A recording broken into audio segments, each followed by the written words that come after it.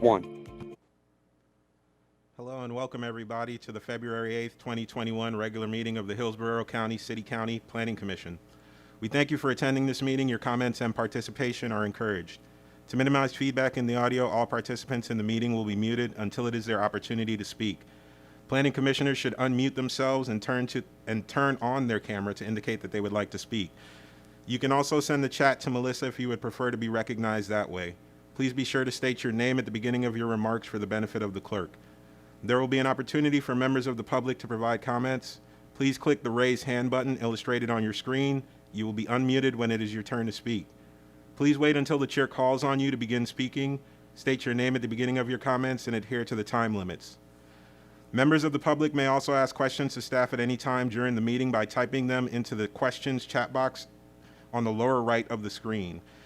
If anyone has difficulties or is watching via HTV and would like to provide comments to be included in the record for local government hearing, please email them to planner@plancom.org. That's planner@plancom.org, PLANNER@plancom.org. For action items, the meeting will be conducted as follows. The agenda item will be introduced. Staff will give their presentation with a 15-minute time limit. The applicant will be given the opportunity to make a presentation with a 15-minute time limit. Following presentations, members of the public may address the Planning Commission when recognized by the chair. Public comment will be heard for 3 minutes per person. The applicant will be afforded a 3-minute period for rebuttal or response. Planning commissioners will ask questions. Public comment will be closed. Then upon a motion, a second, and discussion, a vote will be taken. With that introduction, I'll ask Commissioner Dickerson to lead us in the prayer and the Pledge of Allegiance. Would all please rise?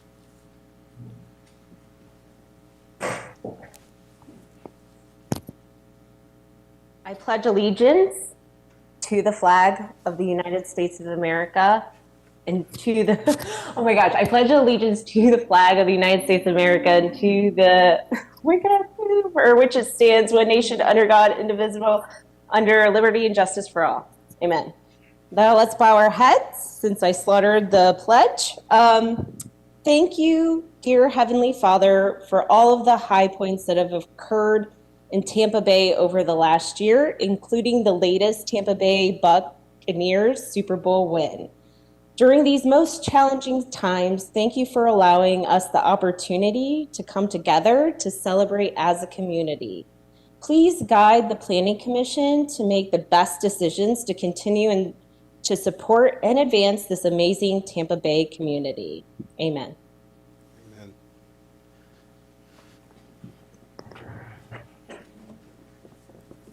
Thank you, Commissioner Dickerson. All right, with that, I will turn it over to the clerk to call roll, please.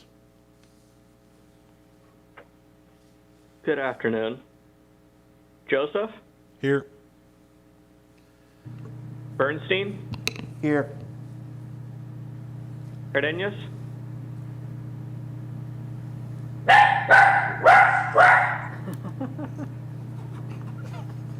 I'm sorry, Cardenas? Dickerson? Here. Dix? Here. Dowdy? Here. Green? Kress? Here. Marino? Here. Powell?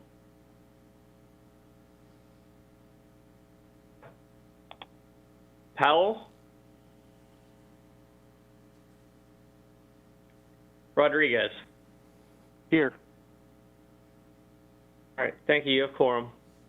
Thank you.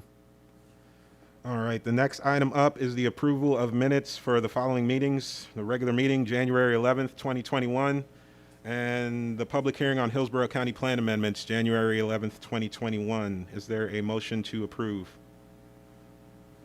So moved. Second. Who? Commissioner Marino, motion by Commissioner Marino, second by Commissioner Dowdy, sorry.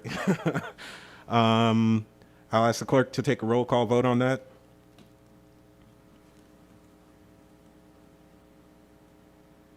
Joseph, Yes. Bernstein, Yes. Dix, Yes. Dowdy, Yes. Kress, Yes. Marino, Yes.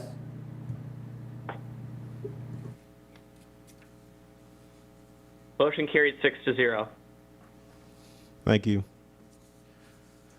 All right, before we jump into item number 2, I want to take a moment to do the swearing in of our newest appointee, Evangeline Linkus from Temple Terrace. So at this time, I will ask the clerk to go ahead and do the swearing in, if you please.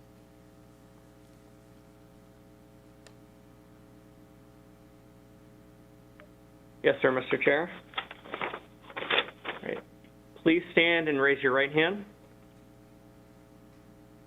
and repeat after me.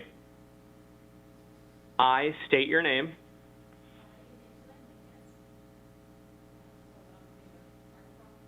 I'm sorry, I can't hear her.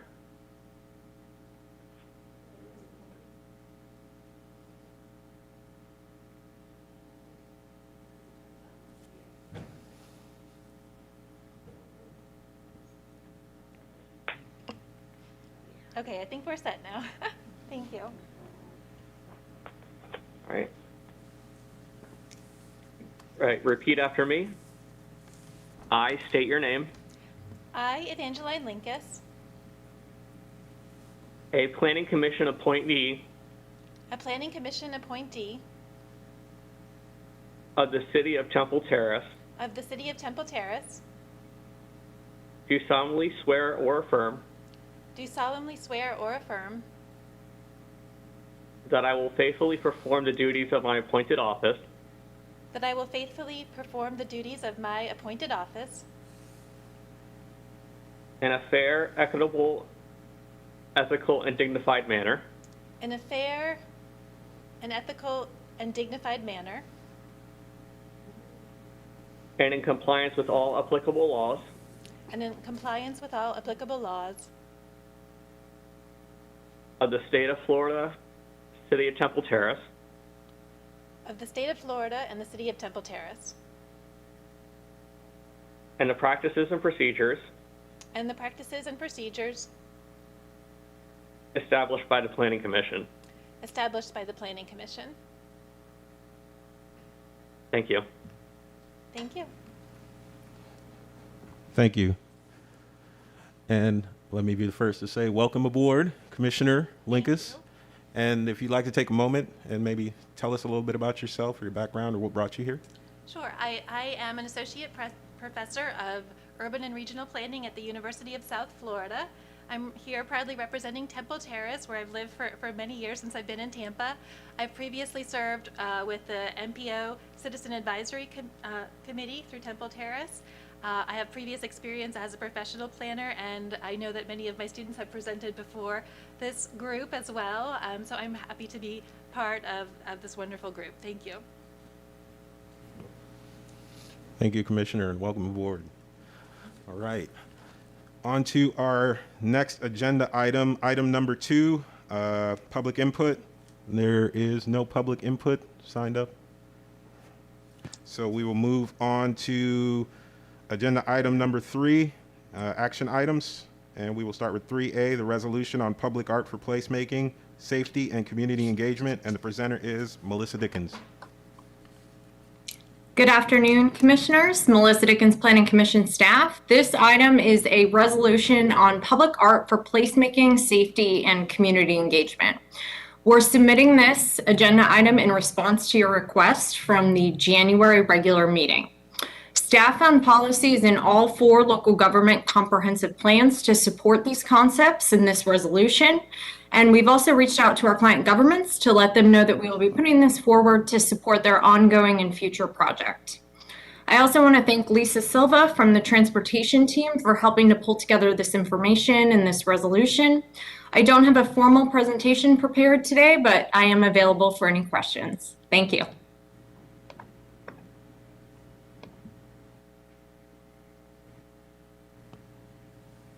Thank you. All right. And again, we didn't have anyone signed up for public comment on this one. Double check with Melissa to make sure that's right. Get a nod. Okay, that's correct. So we will go to the planning commissioners and see if there's any comments or questions on this item.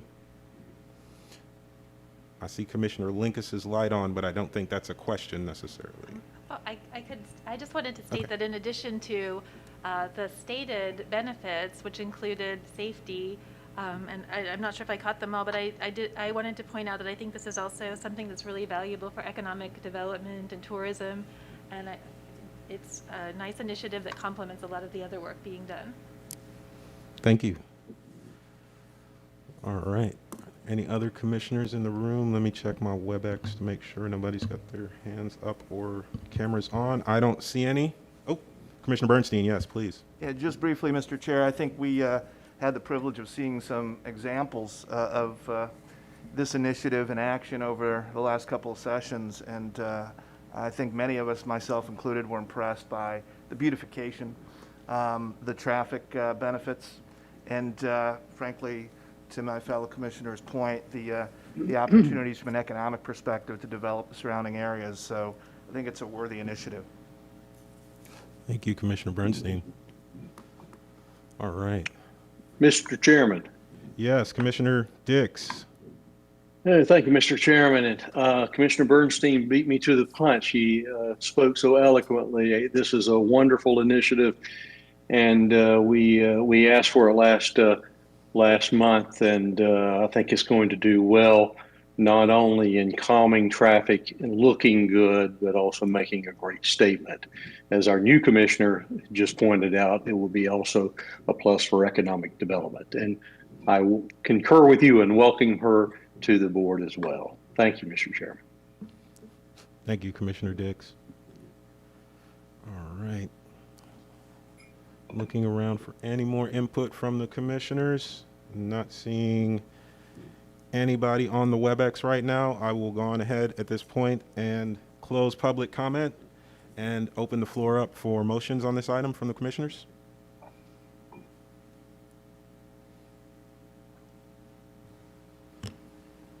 Yes, Commissioner Dowdy. Thank you, Mr. Chair. I'd move that the Planning Commission approve the resolution on public art for placemaking, safety, and community engagement, and forward it on to our member governments. And I would second the resolution. Thank you. All right, we have a motion. What is it, approval or consistency? Consistency. It's approval. Approval? It's Okay. approval. I think Okay. it's approval in this Okay. instance. All right, we have a motion of approval by Commissioner Dowdy, a second by Commissioner Dix. Is there any more discussion from the commissioners? Seeing none in the room and none online, I will ask the clerk to go ahead and call a roll call vote on this item. Joseph, Yes. Bernstein, Yes. Dix, Yes. Dowdy, Yes. Kress, Yes. Linkus, Yes.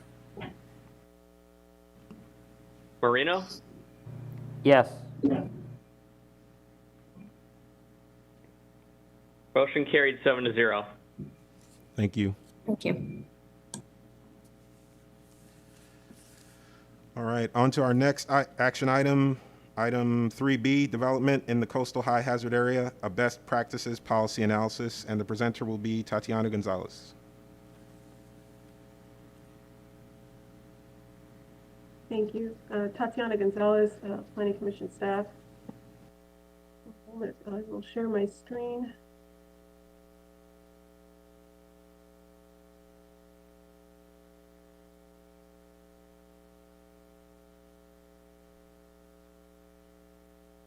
Okay. So this presentation summarizes the findings from the report on development in the coastal high hazard area, best practices policy analysis. A bit of background, the coastal high hazard area, or CHHA. Tatiana, could you hang on for just a moment? Sure. We're having some a little sound difficulty here in the room. I want to make sure all the okay. commissioners can hear you properly.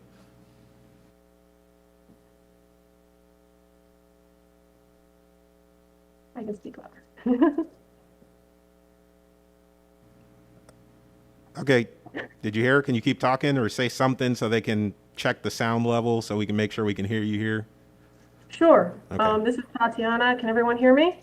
Okay, yeah, that's better. Okay, good. Good deal. Okay, so a bit of background on the coastal high hazard area. This is an area that is particularly susceptible to the effects of coastal flooding from storm events, and it's defined by the Florida statutes as the area below the elevation of the Category 1 storm surge line, as established by a sea, lake, and overland surges from hurricanes computerized storm surge model. Now, the CHHA has been updated 3 times since its inception in 1985, and the most recent update occurred in 2016. And with this change, the total population and number of structures located within the area of vulnerability increased. Now, since 2010, the total population residing within the CHHA and unincorporated Hillsborough County increased by 12.8%. That's from 59,498 to 67,125. In the city of Tampa, the growth rate was 21.5%, and so the current population is now 55,672, up from 45,818. During that time, the number of housing units located in the CHHA increased as well, although at a slower pace. In Hillsborough County, the number of housing units grew by 7%, from 25,624 to 27,525. Comparatively, in Tampa, the growth rate was 17.5%, increasing, as you can see, from the 21,779 2010 to 25,598 in 2020. This map comparison illustrates the expansion of the CHHA, illustrated in green, and since 2010 in both jurisdictions. So some of the sub areas outlined in red, such as MacDill Air Force Base, West Chase, and South County, show the increasing vulnerability of coastal communities as that expansion has occurred.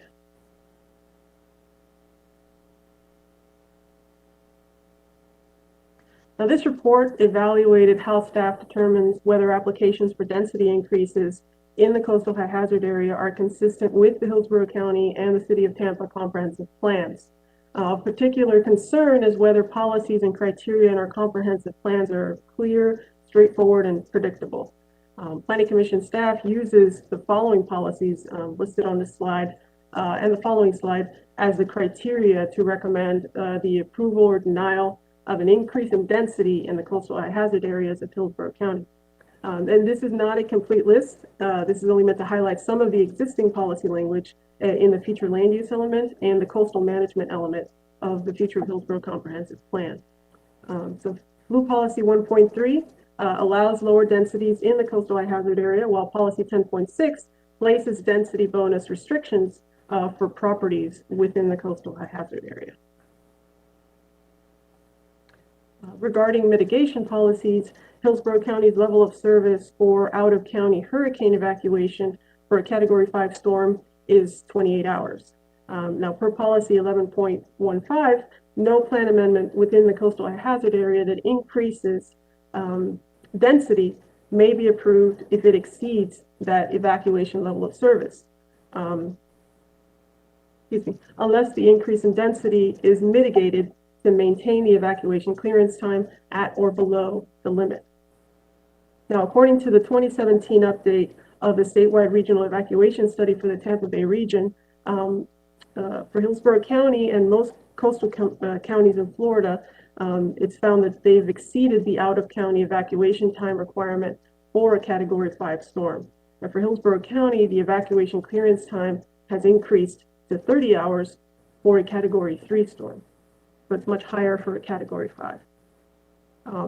The Hillsborough County Office of Emergency Management staff has suggested that there's a need to reestablish mitigation techniques and revise the related policies as impact mitigation offsets are no longer implemented as required by policy 11.15. In the city of Tampa, Planning Commission staff uses the following policies as the criteria to recommend approval or denial of an increase in density in the coastal hazard areas in the city of Tampa. Now, again, it's not a comprehensive list, and it's only meant to highlight some of the existing policy language.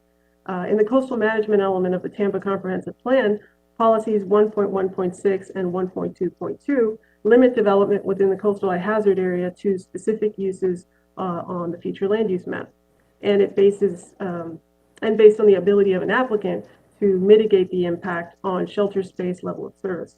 Now, overall, CM Objective 1.1 directs future population concentrations away from the coastal hazard area to try to achieve a no net increase in overall residential density within the coastal hazard area. However, the definition itself of no net increase is unclear as to the point in time at which residential densities should have been capped in the coastal hazard area. Now, consequently, the no net increase in overall residential density has been difficult to measure and track. Now, between 2001 and 2020, 35 plan amendments were requested in unincorporated Hillsborough County, and 89 plan amendments were requested in the city of Tampa for properties with a portion of land or located entirely within the coastal hazard area. In Hillsborough County, staff recommended a finding of consistency on 22 of those cases due to the fact that applicants were requesting a lower density or intensity on the site, or they were proposing to replace residential with industrial or commercial uses. And 13 of those cases were found inconsistent or withdrawn due to the applicant requesting a density increase. Now, of all the amendments that were requested, 25 were actually approved by the board, with only 3 instances in which elected officials did not follow staff's recommendation of inconsistency and thereby approve the request. Now, based on the low number of approved plan amendments during that 19-year period, the county's comprehensive plan policies appear to make the plan amendment review process clear and predictable for applicants as well as staff. In the city of Tampa, staff recommended a finding of consistency on 73 of the 89 cases due to the applicants requesting a land use category with a lower density or intensity, or proposing to replace residential with industrial or commercial uses. And 16 cases were found inconsistent or withdrawn. Of all the amendments requested, 72 were approved by the city council, and there were 7 instances in which the elected officials did not follow staff's recommendation of inconsistency and approved the request. Now, according to staff, the review of plan amendment requests in the city is not entirely clear, consistent, or predictable, as the CHHA designation alone does not impede development in the area. So the potential safety issues raised by the expansion of the coastal hazard area and the implementation of the Hillsborough County and City of Tampa policies prompted a review of other comprehensive plans regarding development in the coastal hazard area. And an analysis of best practices examples from other Florida jurisdictions provided by the Department of Economic Opportunity found that many comprehensive plans in the state have objectives and policies that limit or restrict residential density in the coastal hazard area in different ways. They also limit or regulate the type of development allowed in the coastal hazard area and establish special building requirements. Now, after reviewing these policies, several noteworthy measures emerge for possible consideration and may serve to develop clearer and more predictable criteria in our comprehensive plans.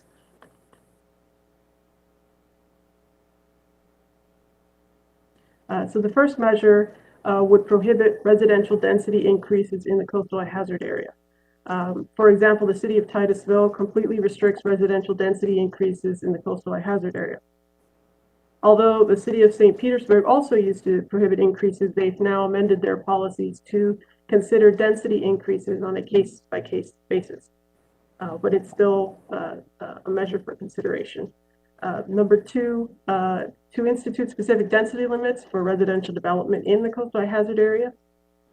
So half of the jurisdictions that were reviewed have instituted a specific density limit for residential development in the coastal high hazard area, ranging from 1 dwelling unit per gross acre in Hernando County up to 6 dwelling units per gross acre in the city of Bradenton. So assigning a specific density limit could create a more consistent and predictable development pattern and review process. The next measure is from the city of Palmetto, which uses an averaging formula for portions of residential land use categories, with a density above 6 dwelling units per gross acre located in the coastal high hazard area. I do want to point out that specific information regarding these measures, such as the formula implemented by the city of Palmetto, can be found in the report in your packet.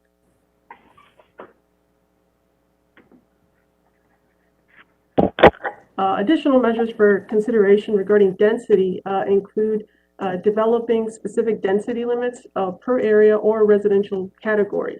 It may be practical, particularly in the city of Tampa, to allow density increases for certain commercial areas, such as West Shore and downtown, but to prohibit increases in residential areas, such as Palmetto Beach and Davis Island, with mitigation techniques. The city of Jacksonville assigns each future land use category found in the coastal high hazard area with specific density maximums, ranging from 15 dwelling units per gross acre for low density residential to 60 dwelling units per gross acre for a high density residential category. Another option is to apply the existing density of the future land use category. Now, the city of Newport Richey allows new development in the coastal high hazard area at densities not to exceed those allowed under the adopted future land use map, as those densities are generally representative of existing densities in the coastal high hazard area. Measure 7 comes from the city of Clearwater and the city of St.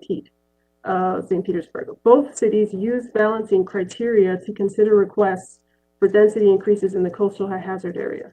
Now, certain criteria are weighted as mandatory minimum criteria for density increase applications to meet. Otherwise, the request is denied. Now, the remaining review criteria are considered and balanced on a case-by-case basis for each application requesting the change. So these review criteria could provide a clear set of requirements for Hillsborough County and the City of Tampa staff to utilize during development reviews. Lastly, a method for to consider is from the City of West Palm Beach, which uses population growth to dictate development in the coastal high hazard area. The City of West Palm Beach closely monitors the annual development in the coastal high hazard area to ensure that no more than 5% of its annual population growth occurs in this area. There are also measures to consider regarding mitigation. Hillsborough County once had a mitigation impact offset program. It was an exaction imposed through Planning Growth Management in cooperation with the Emergency Management Office and coordinated with the school district. Now, the county's agency implemented program used calculations to request an exaction of developers, and it was supported by the public. Although this capability remains, the program is no longer implemented. So county staff has suggested evacuation times as a potential consensus builder to revisit a payment mitigation program to reduce impacts to shelter space and evacuation time within the coastal high hazard area. Additionally, staff recommends that the City of Tampa emergency management staff review all proposed developments, shelter space and evacuation time mitigation plans during a plan amendment agency review phase to determine whether the proposed development will meet mitigation standards.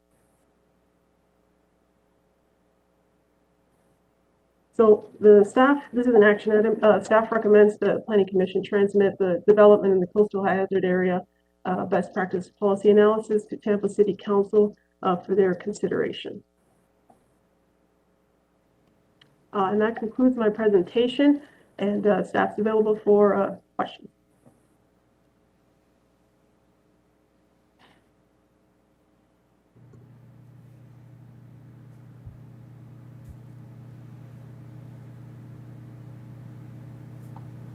Thank you. All right, there we are. All right. So we don't have anyone signed up for public comment on this item either, so I will go ahead and open it up to the commissioners for comments and questions on this item, and I see Commissioner Kress has her hand raised. Thank you, Commissioner. Tatiana, that was a very interesting presentation, and I'm just curious. At the end, you said you were going to send it on to Tampa City Council for consideration. Why not Hillsborough County and the Board of County Commissioners as well? Did I miss that? No, we can also forward it to the Board of County Commissioners. I believe there was a citizen who specifically requested that this be presented to the Tampa City Council.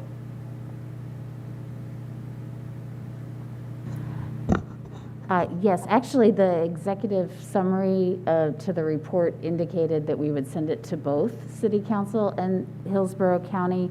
But Tatiana is correct that we have, based on some of the issues that City Council has been wrestling with, we've been specifically asked to transmit it formally from you all by City of Tampa staff. It's important work. I'd say get it out there as much as you can. Thank you. Definitely. Thank you, Commissioner Kress. I see Commissioner Dickerson has her hand raised on the WebEx. Yes.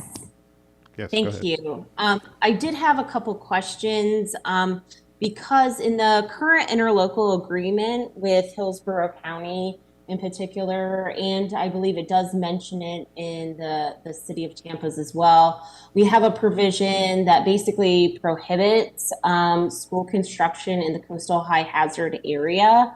I would just like to mention that we may want to revisit the strict prohibition in the future. And I would like to maybe just have some conversations with staff, because obviously you all know that we're having issues citing new schools, and a lot of our schools are within the coastal high hazard area, and that has morphed and changed over time. So some schools that we may have done additions in the past, we had to kind of scrap those plans. So I would be interested in having a future conversation about that with Planning Commission staff. But great presentation, thank you. Thank you. Thank you, Commissioner Dickerson. Yes, go ahead, Commissioner Marino.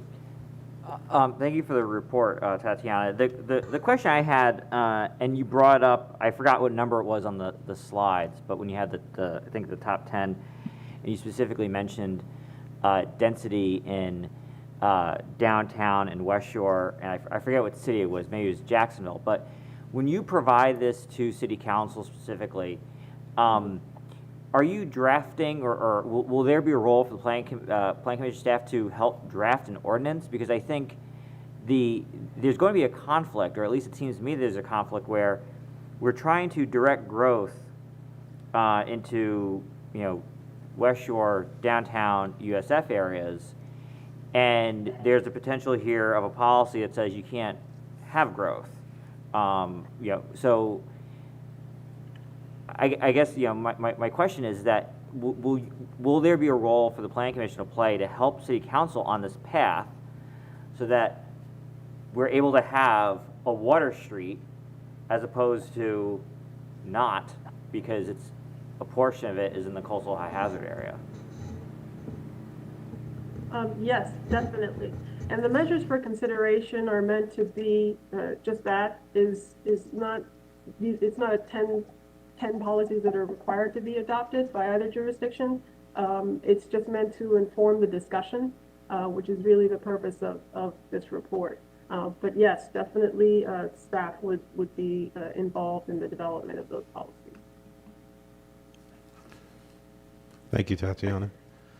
All right. Yes, Commissioner Linkus. Sure. I thought this was really interesting, Tatiana, and thank you so much for this report. I learned a lot from it.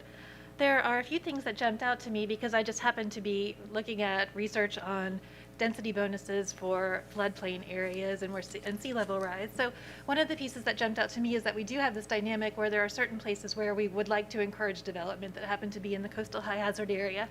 And then I think the report highlights that there are also places where this is probably not for the best. So, and the report also mentions TDR and density bonuses, and those are tools that I've looked at a lot in my research. So one of the things in looking at my research is where development rights in coastal areas are so valued, you just can't make TDR work if you're transferring them outside of the coastal areas.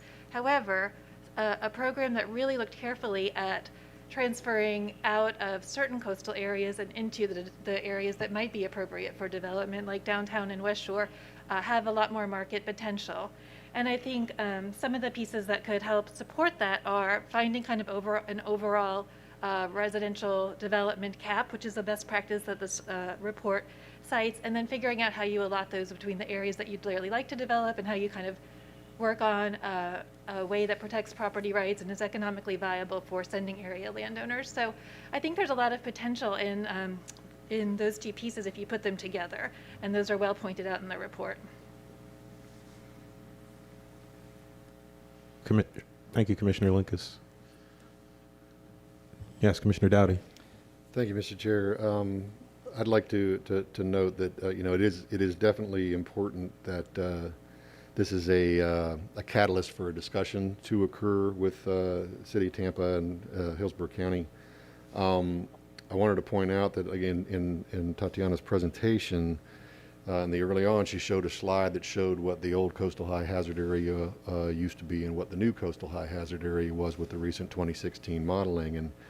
And most of you know that I'm involved in the stormwater realm, and one of the things that influenced that increase in the coastal high hazard area was the addition of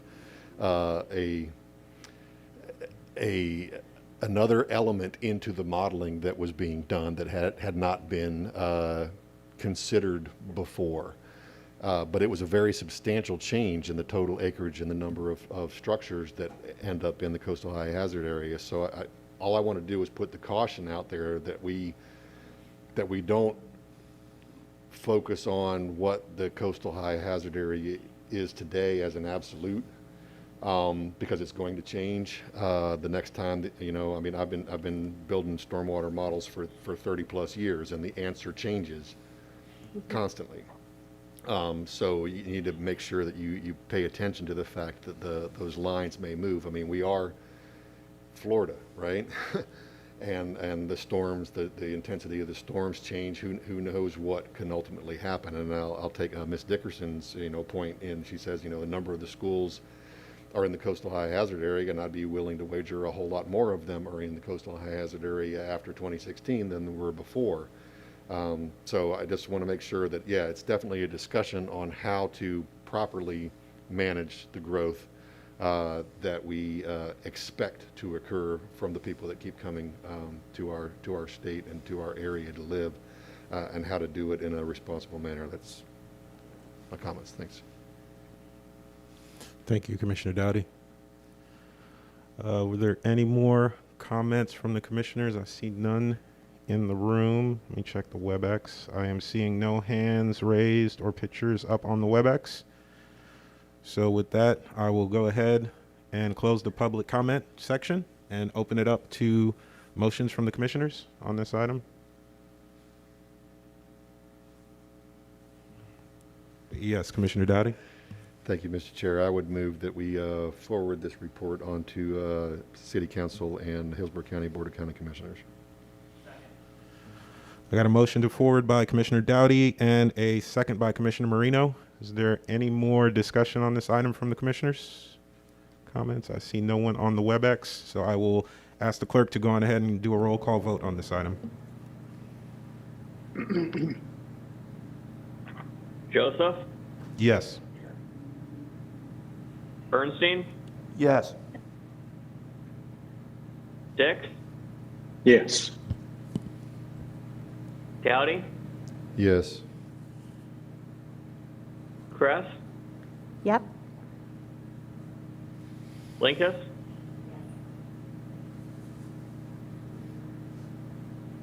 Yes.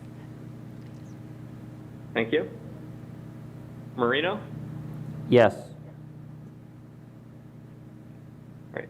Motion carried 7-0. Thank you. All right. On to our next agenda item number 4, briefings and presentations. The first one, letter A, will be Plan Hillsborough Strategic Plan Implementation Annual Report and the presenter will be Melissa Dickens. Good afternoon, Commissioners. Melissa Dickens, Planning Commission staff. I'm going to share my screen here real quick.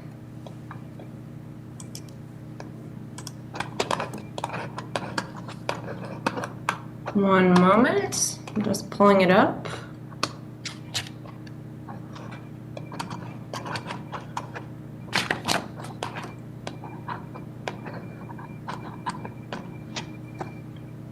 Forgive me, my mouse, there it is. Okay. All right, can you all see the presentation? Yes, we can. Okay, thank you.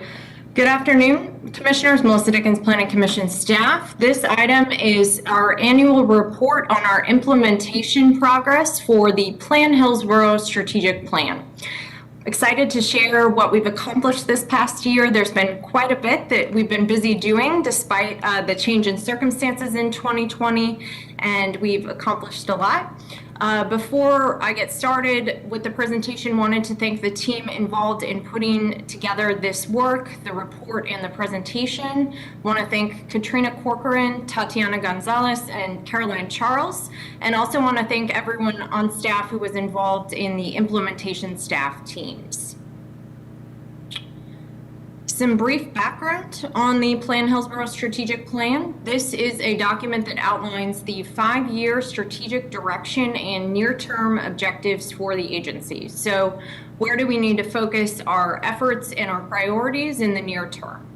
It was developed and approved jointly by the 3 boards supported by Plan Hillsborough staff, the Planning Commission, this board, the MPO, and the River Board. And as part of the strategic planning effort, which occurred back in 2018, there were 7 different strategic priorities that were developed. These encompass the broad range of work that our agency does and also encompasses the broad functions of Plan Hillsborough. And before we move into the annual 2020 reporting, I wanted to share a little bit about our overall progress. We do have a consolidated annual report. I believe all of you, except perhaps the new commissioners, received this in the mail a couple of weeks ago. And that consolidated annual report looks at our annual accomplishments through a strategic plan lens. The annual report also outlines reporting on the strategic plan portion of our executive director's performance goals, which are outlined in the strategic plan highlights document in your agenda package. And so we are 3 years into our 5-year planning horizon from 2018. We're consistently implementing our strategic priorities, and we are meeting or exceeding our performance goals. We are taking a multifaceted approach to continue to work on implementation. First, making sure project work and agency processes incorporate the plan's concepts. We also have staff from different parts of the agency on cross-functional teams. And we have regular internal monitoring discussions to make sure that we're building on our progress. The first strategic priority I'll be discussing today is linking land use and transportation. This is connecting planning for mobility and planning for place. And there's quite a bit to talk about on this slide. This is kind of the bread and butter of what a lot of the folks at our agency do. And the first thing I wanted to share is that in terms of linking land use and transportation, our staff reviewed 57 plan amendments and 297 consistency reviews last year, rezonings, CIP reviews, mining reviews, port permits, and so really the broad spectrum of our work at the agency, all while adapting to varying and shifting public hearing procedures, virtual, in-person, hybrid, and so there was a lot of work looking at linking land use and transportation through these reviews. We also had a specific group focused on linking land use and transportation. They have a great acronym, STANS, and they specifically looked at affordable housing and transit. So they prepared a white paper looking at different ways to link affordable housing and transit and different examples, and also put together the the various mapping components of the framework mapping, so incorporated a number of different data sets and previous planning work into our framework mapping application. You all heard a little bit about that last month, and that is a mapping application that's available on our website. Our staff also participated in long-range planning workshops with both the City of Tampa and Hillsborough County.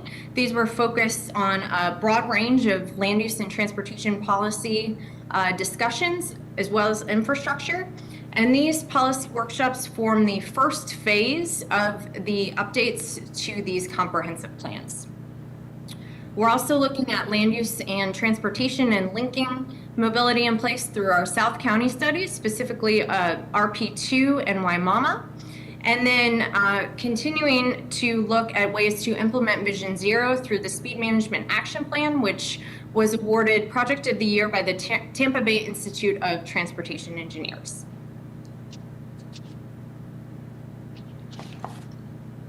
The next strategic priority is technology and innovation. And this is leveraging technology and data to improve the work that we do.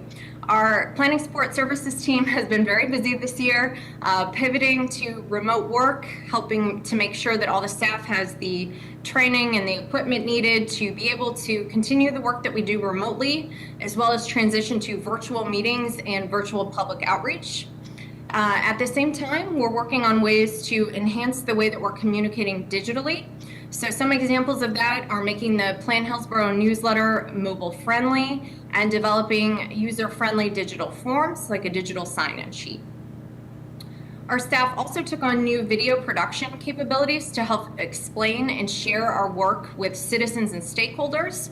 So we now have the ability to create and edit and produce videos in-house. You may have seen the first ever Virtual Planning and Design Awards in a video format. And we also use it regularly in a number of other projects and initiatives to help better communicate with citizens. We're also working on leveraging technology to innovate. Some examples of this are the residential permits dashboard that's been developed and put on our website, the mapping applications like the framework mapping previously described and the One Water mapping application, and then enhancing our demographics methodology by using parcel-based population projections and estimates. The next strategic priority is citizen engagement, and this is developing new and innovative ways to connect with the larger community and the entire community. So we did respond to over 2,500 citizen or stakeholder inquiries in 2020, either mostly by phone and email, and then before the pandemic, in-person walk-ins as well. And out of the citizen surveys that we received, we had 100% good or outstanding comments. We also held 106 board, commission, or committee meetings, and that was another opportunity for citizens to participate in the planning process. Our staff also gave 185 presentations in 2020, and these were in a number of different categories. There were virtual and in-person outreach and engagement presentations that focused on getting feedback on planning projects and planning initiatives. We also strived to reach new and very young audiences through the Great American Teach-In, which was virtual this year. And then our staff also participated in a number of national and state conferences and webinars. We also have a number of digital engagement milestones to share this year. Have had over 2,700 Facebook likes, over 1,200 Twitter followers, and over 113,000 web visits in 2020. The next strategic priority is partnerships, and for this strategic priority, we're aiming to enhance our existing relationships while developing new collaborations. And so this past year, we hosted or partnered 13 educational events in the community. We also partnered with the City of Tampa for their Art on the Block Unity and Inclusiveness Mural Day. We specifically sponsored a Black Lives Matter mural that was part of the city's overall mural day. Our staff also shared some of the history of planning in Hillsborough County as part of American Archives Month. And we also continue to partner with local governments. You've heard about some of those partnerships thus far, things like One Water, the Gibsonton Community Profile. We also continued our partnerships with universities. One example of that is the USF Value Added Mobility Study. The next strategic priority is enabling transportation choices, making sure that there are options for mobility within the county. The first item that we worked on was a transit study, which was in partnership with Plant City and Hart. This looked at a potential commuter service to Tampa, a circulator within Plant City, and a possible connection to Lakeland in the future. The team also looked at emerging technologies and put together some great resources that explain some of these new technologies in mobility. Some of those are available on our website. There's an infographic, there's a research page, and also we hosted a lunch and learn internal to our staff. We also continue to implement Vision Zero through hosting a Vision Zero Leadership Summit to share best practices and developing recommendations to improve safety on 8 corridors within Hillsborough County. This next strategic priority is regional collaboration, and this focuses on projects that transcend regional or jurisdictional boundaries. Staff was busy attending regional meetings, attended 45 in 2020, and that encompassed mobility, environmental, land use regional meetings. So really making sure that we have a seat at the regional table and we're continuing to communicate across jurisdictional boundaries. We also received 100% of the local government, 100% of the local government surveys that were received were either good or outstanding. So continue to see positive feedback from our client governments. One major accomplishment was the adoption of the West Central Florida Regional Long-Range Transportation Plan. And this was a partnership with the other MPOs in the region and the Chair's Coordinating Committee, highlighting major projects within the region, creating a vision for the future of public transportation, and looking at regional trails. And we also worked to collaborate across the community with various stakeholders to assess the vulnerability to things like storm surge and sea level rise, and evaluate mitigation measures and policy changes as part of the community vulnerability study. And then one other item related to regional collaboration was research on agrihoods. So agrihoods are developments or communities built around community gardens or working farms, and we prepared this research and provided it on our website to serve the larger community. And the last strategic priority I'll be touching on is internal agency enhancements. Some of this happens behind the scenes, so we want to make sure that we were mentioning it here today. We did continue a couple of items that we reported on last year, the morale committee events, virtual and in person this year, as well as conference sharing, so making sure that staff are reporting on best practices and the latest and greatest information from conferences across teams and across the agency. We also had a agency culture committee that provided feedback on new policies and procedures. Staff also initiated a day in the life panel discussions where we discussed different aspects of our background, different aspects of our typical day, current projects that we're working on, and shared that across the agency. This was especially useful in a virtual environment and a way to come together and learn more about our coworkers. And then finally, we did receive recognition about being a best workplaces for commuters. This is a national standard of excellence in terms of commuter benefits. So that was another enhancement that happened last year. And before we go into 2021 implementation activities, I did want to share that this was the presentation that you're hearing today was the highlights, and there's more information available in the 2020 annual report, more detail, more projects, but wanted to touch on the highlights today. And in terms of 2021, we'll be continuing to focus on implementation. It's a continued priority for staff.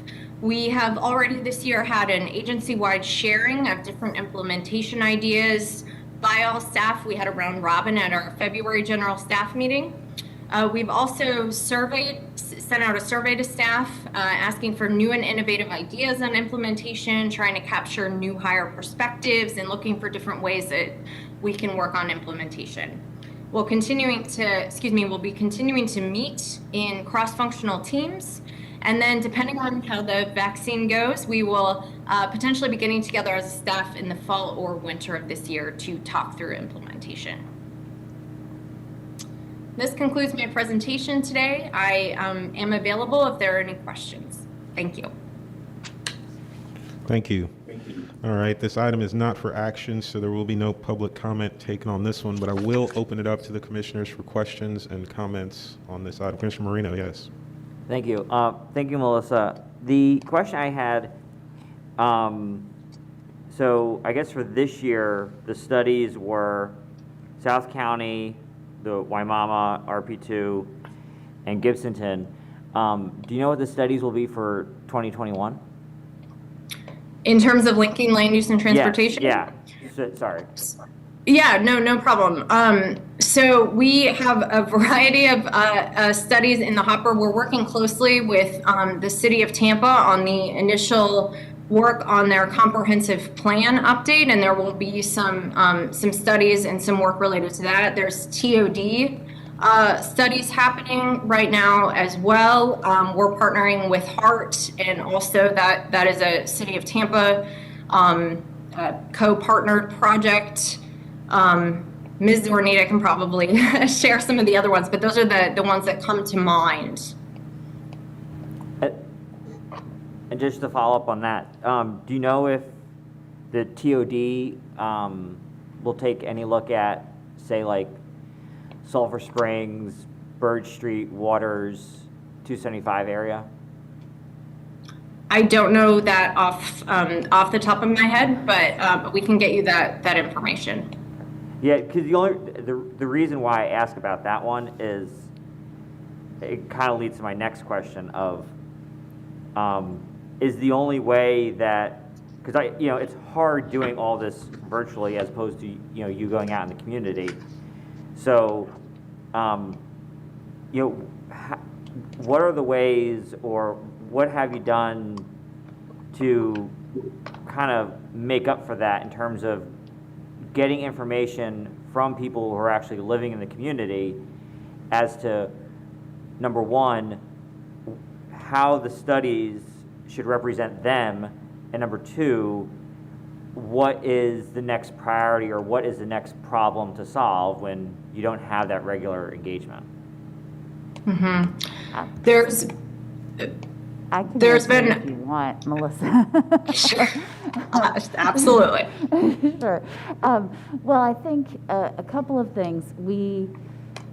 A lot of the direction on what studies need to be done comes from the local governments, because they're hearing specifically from their constituents on different issues. And so, for example, we're working on best practices similar to what Tatiana shared on the coastal high hazard related to mixed use at the request of the city of Tampa. In terms of the studies that we've had, I will say we've been very fortunate that most of the ones that we've been doing started before there was COVID. So there was some initial buy-in with the community face-to-face.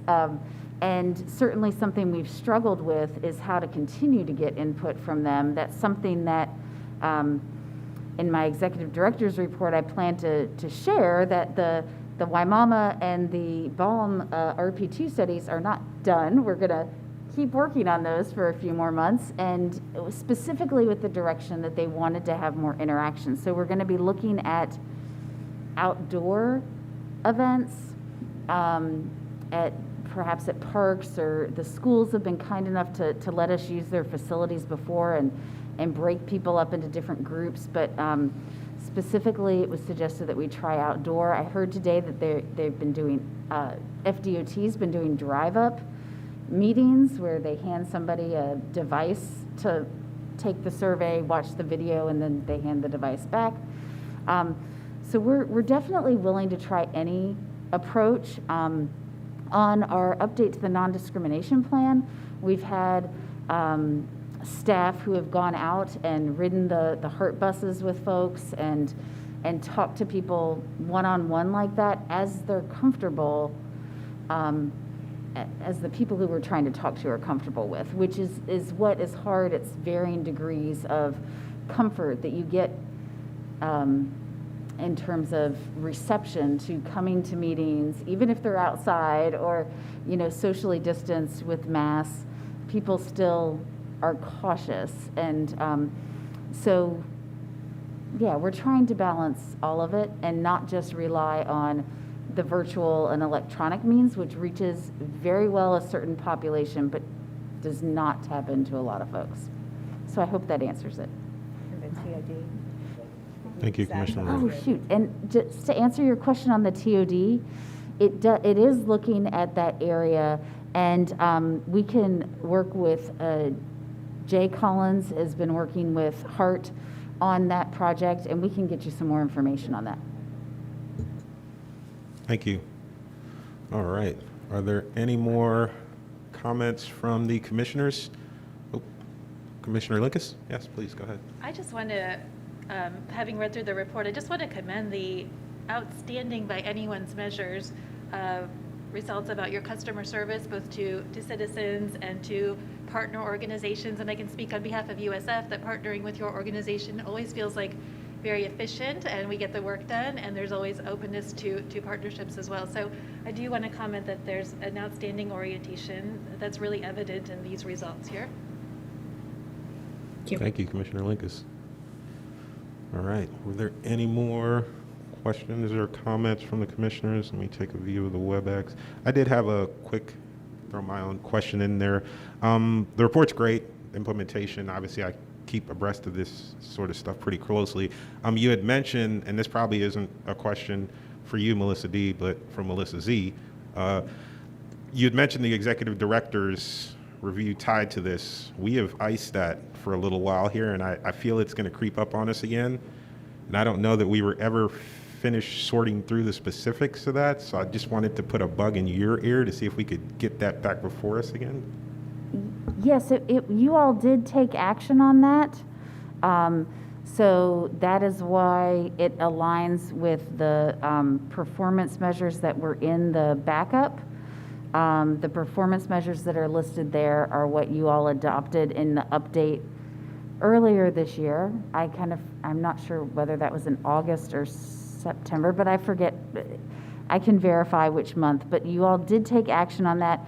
My annual performance review will be sent out by Mr. Robin later this month.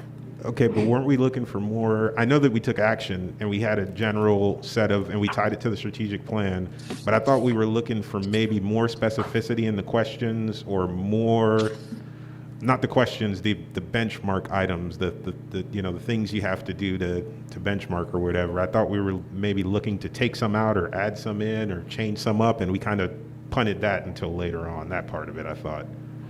I could be wrong. You did ask for me to bring that back, and we brought back what is on page 3 and 4 of the agenda packet in the column that says performance measures. Okay. So it has specific numeric things that we are being measured on. Okay. Yes. All right. I will take another look around, see if there's any more questions from commissioners. Not seeing any in the room and not seeing any hands or videos on the WebEx. I will thank you, Ms. Dickens, for the great report, and we will move on to our next item. Item 4B, PC CPA 20-10 South Knights Griffin Road, east of North Wilder Road, and it will be presented by Krista Kelly.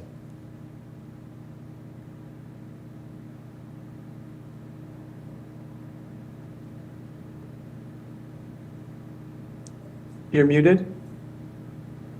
Oh, there we go. Sorry about that. One moment and I will share my PowerPoint.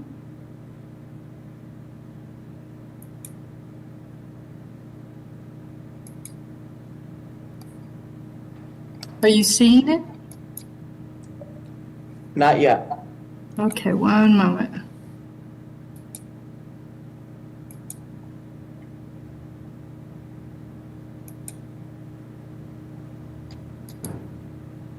Okay, is it available to everybody? We cannot see it on our screens yet. Did you click the share button and then click it again? Yes, I did.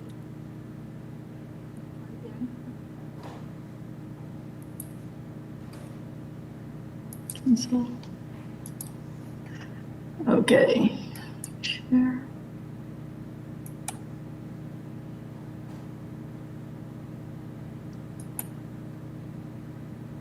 There you go. Now we can Okay. see the email. We just need to see the, yep, exactly. There you go. Okay, thank you for your patience. Thank you. I'm Krista Kelly with the Planning Commission staff, and today I'm giving you a briefing on Plant City's Future Land Use Map Plan Amendment, CPA 2010. This map amendment is in the northeast portion of the Plant City Vision map. It's identified by the golden star up in the corner here. The site is located south of Knights Griffin Road and east of North Wilder Road. This is a closer view of the aerial to show the amendment site. As you can see, it's heavily treed on the northern portion and open pasture in the remainder of the parcel. It's used for agricultural purposes. The surrounding area is characterized by agricultural uses as well, including crops and pasture land, as well as residential home sites on large tracts. And as you see south of the site, there is a rural subdivision with the typical lot sizes ranging from 2 to 5 acres and larger. To give you some background on this application, it's a privately initiated future land use map amendment, and it's accompanied with a voluntary annexation request. The site is 30.59 acres approximately and is currently located in unincorporated Hillsborough County. It is designated agricultural estate, which allows a density of 1 unit per 2.5 acres. The applicant would like to change the designation to a Plant City designation of residential 4. This is the adopted future land use map showing the site currently designated agricultural estate. It is consistent with properties extending northward that are also agricultural estate in unincorporated county. And to the west, this area is predominantly designated residential 1. And then to the northeast and southeast, again in unincorporated county, this area is designated agricultural rural, which has a density of 1 unit per 5 acres. The applicant's requesting a Plant City designation of residential 4, as shown here. And this is consistent with properties designated residential 4 within the city limits of Plant City to the east. As you see, it's this salmon orange color. The impact of the change to residential 4 would essentially increase the number of dwelling units able to be constructed on site. Currently, 12 dwelling units are allowable on site, and if the amendment were approved, that would increase to 122 dwelling units. So basically, the impact of the change would introduce an additional 110 dwelling units within the city limits of Plant City. The projected timeline for this future land use future land use amendment is as follows. It's going to the planning board in Plant City February 24th, and it will come back before this board March 8th. It's projected for adoption, if approved, in June or July of this year, 2021. And that concludes my presentation. It is a briefing, but I'm happy to answer any questions.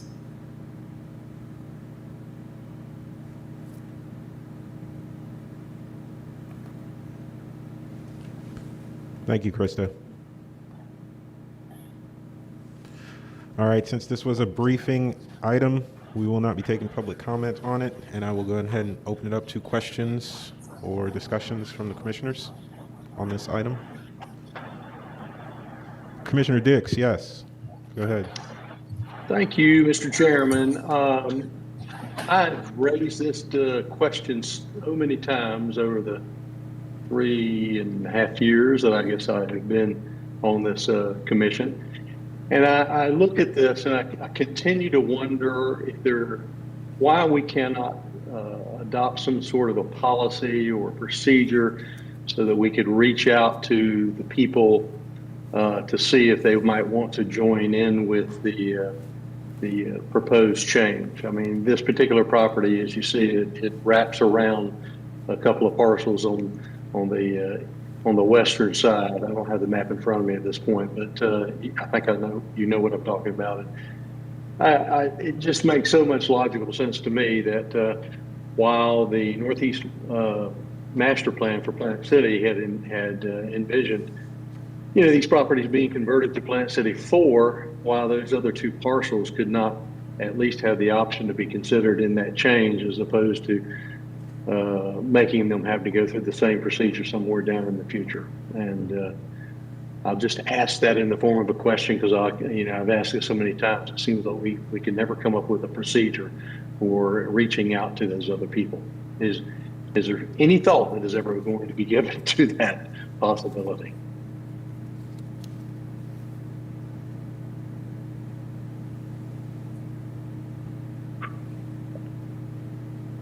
Oh, we can't hear you, Krista.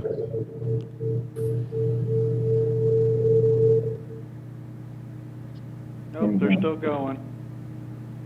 Oh, that's all right. Shouldn't be too much longer. Krista? Yes. Okay, go ahead. We couldn't hear you the first time. Oh, I didn't touch anything, I promise. I was just saying that I would turn this question over to Mark because he has a very good understanding of the community. Can you hear me, Mark? I can. Mark Hudson, Planning Commission staff. Can you hear me, Chairman? Yes. In response to Commissioner Dick's question, I will say there is a policy in Plant City's comprehensive plan that directs staff to reach out to adjacent property owners through the process of voluntary annexation. It is my understanding from their planning manager that they are doing that on a limited basis. They are also increasing their staff to address this and other issues dealing with the volume of work that they are handling at this moment through that department. So I think it could be improved as far as this outreach effort to encourage where it's logical, adjacent properties to come in to, make the edges of the community a little bit more smooth and don't create any types of issues with enclaves and service issues. And I think there's going to be opportunities to improve that in the future, but I do want to let the commissioner know that Plant City staff and our staff, when asked, does try to make those connections with adjacent property owners. Thank you, Mark. Thank you, Mr. Chairman. Obviously, I'm glad to hear that, and that my question came up because in this case it's still kind of wrapping around them to create that kind of an enclave. But thank you for shedding light on that, and I hope we can continue and expand that outreach. Thank you, Mark. And I will add also, not only is their planning and zoning division become more proactive in this area, also their city attorney is also becoming much more proactive, and I think you'll see this occurring a lot more as the months go by with these continuing requests for annexations. Thank you, Mr. Hudson, and thank you for the question, Commissioner Dix, the discussion. Are there any more comments on this item? Yes, Commissioner Lucas, please. I am not as familiar with this area as I'd like to be, but I am curious as this, there appears to be sort of an area that's being circled in around, and I'm curious about the nature of the land uses that are sort of being surrounded by the Plant City jurisdiction. And I think this probably builds off Commissioner Dix's comments that it would seem that a coordinated planning effort to look at how those areas that are increasingly surrounded by the more urban areas will be affected by this, and maybe opportunities to think about coordinating infrastructure extensions as those change, as these are annexed into the city. So it's just, there does appear to be sort of a hemming in around a couple different properties on that eastern portion of the area, and more coordination seems desirable there. Thank you. Krista, would you like me to respond? Yes, please.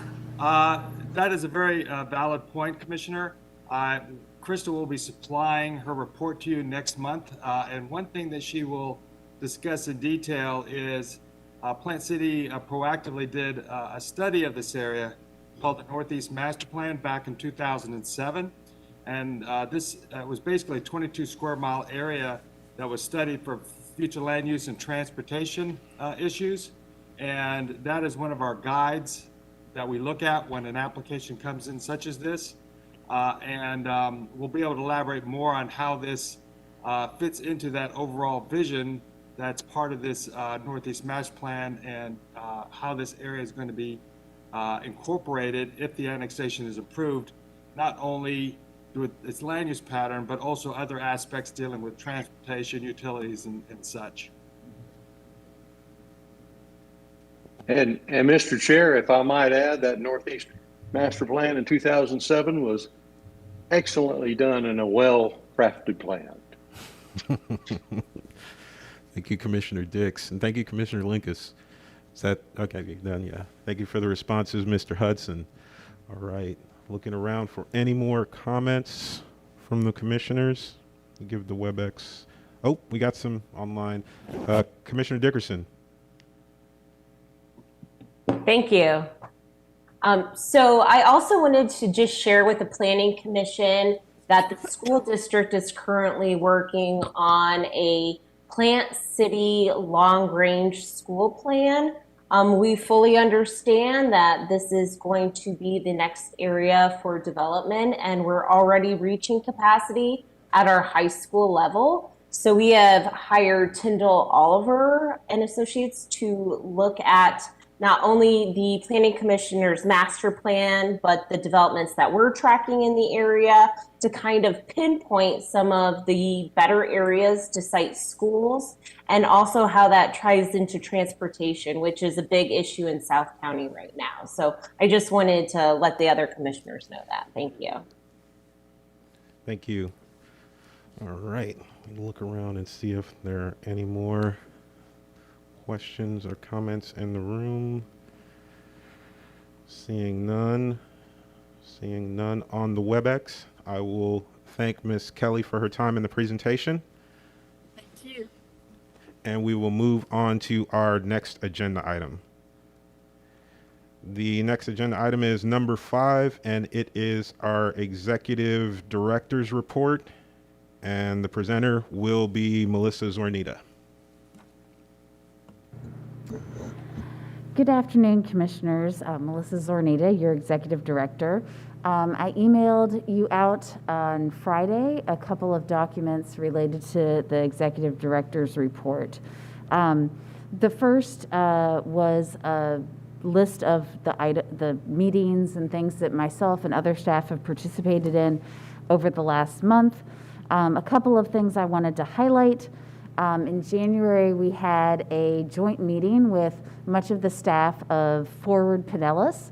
They are a similarly organized planning organization that handles the Pinellas MPO as well as the Pinellas Planning Council.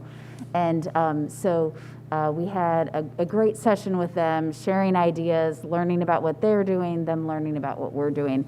And we hope to do that more going forward. Also, last week, we had our information barbecue that was focused on the history of Tampa and some of the more entertaining side. And that was a lunch and learn that Terry Egan, our librarian, organized for us.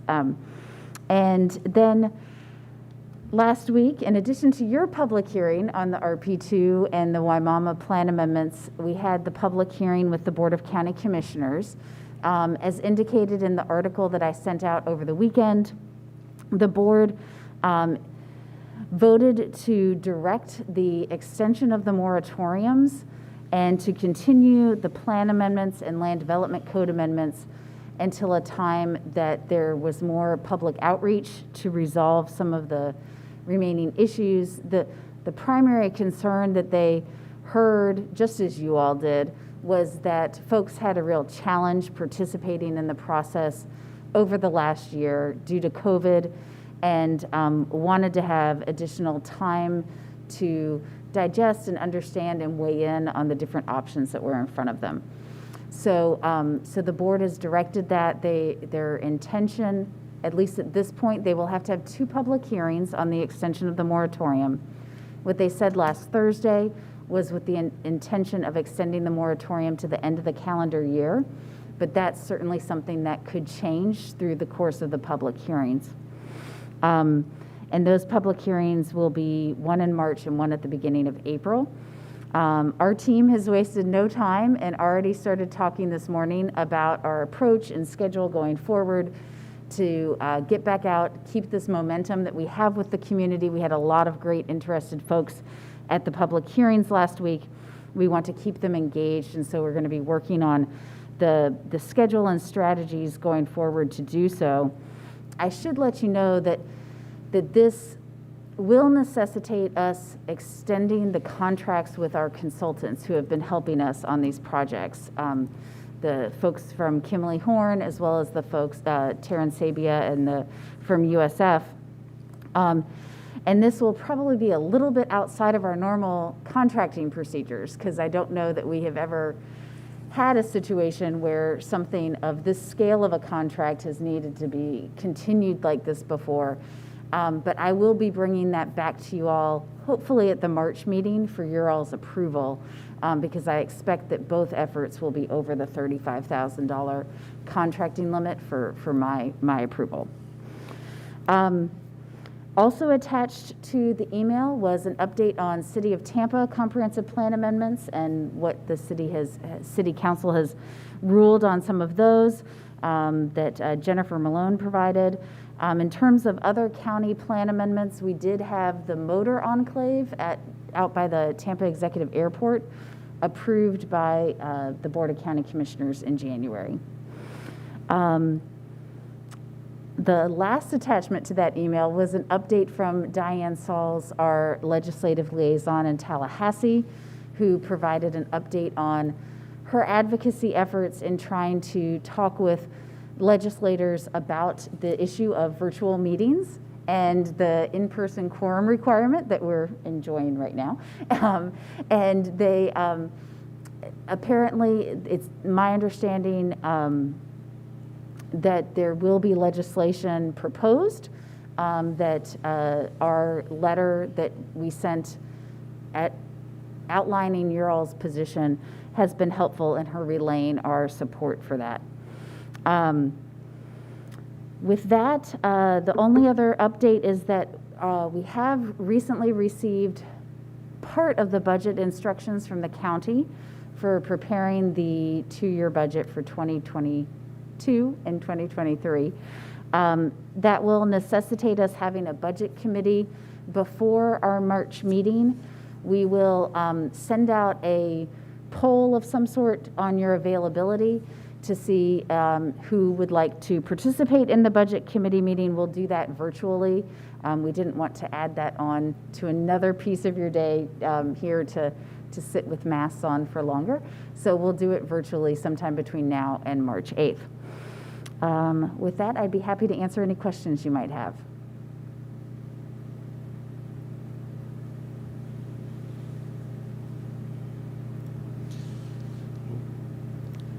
All right, seeing no discussion in the room and no hands raised on the WebEx, I'd say you are off the hook. Okay. Thank you for the report. All right, we will move on to our next item, item number 6, other business. 6A is chair's business. I have no business. Old business. Anybody have any old business? Not seeing anyone on the WebEx or in the room. Nope. New business? Anyone with new business? Nope. All right, committee reports. Commissioner Marino? Nope. Nope. Nope. All right, let me check on the WebEx. No committee reports on the WebEx. So, that being our final item, I will go ahead and adjourn this regular meeting at 4:30 and thank everybody for their time. Thank you, commissioners. Thanks, staff, for their presentations. Meeting adjourned.